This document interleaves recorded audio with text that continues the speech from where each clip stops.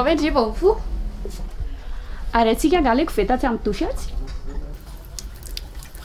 eny aky fa manino raha raka fotsiny le rano ngavany fa 4 minitra tao way tena diniko tanteraka aky efa ampiandrivo ye efa ampiako le rano tena verivery fotsiny ngavany eo efa adiny 4 tao sady jereko konkoa ny aty ataondry e ary indry fotsiny le rano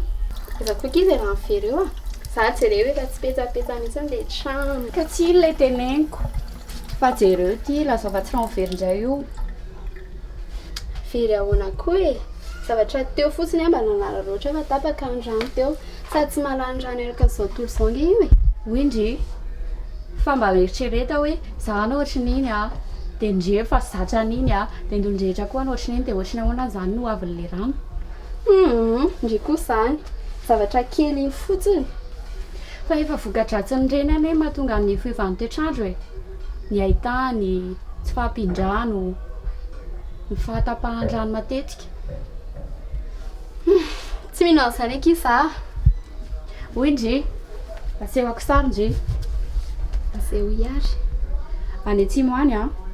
mandeha kilometatra maro vao mahita rano de ny eto Antananarivo koa zao a misy olona fo maraina be mihitsiny amin'ny 2 maraina de efa milahatra pompy de eritrereto amin'izany a sarobidin'le izy ampalahelo kely ry zareo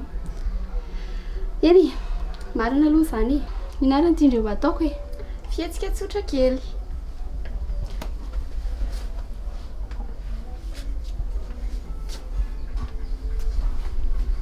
rehefa hibrosy-nify ndry a de fenondry aloha koa feno iny de hitindry pompy de ampiasaindry le rano raha ohatra ka hoe tsy ampyandry a de verina indraindry mameno an'le izy de andeho any amin'ny dosy zao ndry rehefa eo a de feno koa le so zay vao mampiasa efe fietsika tsotra kely na zao nanaka na tsika tsy nanao an'izany eny ary sao ke tsika de efa tokony efa mandray fepetra enaky sady mbola tsy taraky a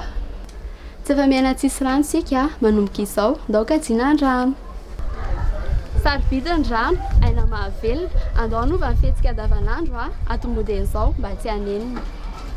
tony vary sy rano e atsa tsy mifanary an-tanàna tsy mifandao satria namatsika ny rano